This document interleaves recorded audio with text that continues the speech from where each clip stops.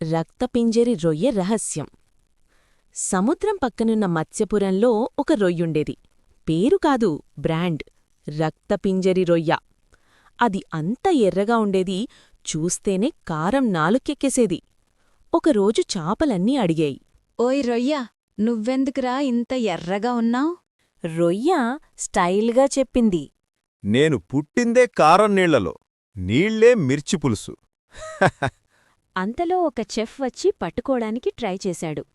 రొయ్య నవ్వుతూ, నన్ను కూరలో వేస్తే నీ కుటుంబం మొత్తం నీళ్లు తాగుతుంది.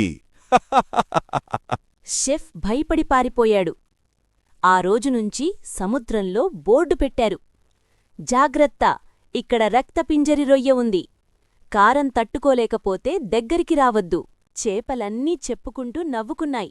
రొయ్య కాదురా, ఇది కారం బావుంది. నీతి: కొన్ని రొయ్యలు కూరకి కాదు, వైరల్ అవడానికి పుట్టాయి.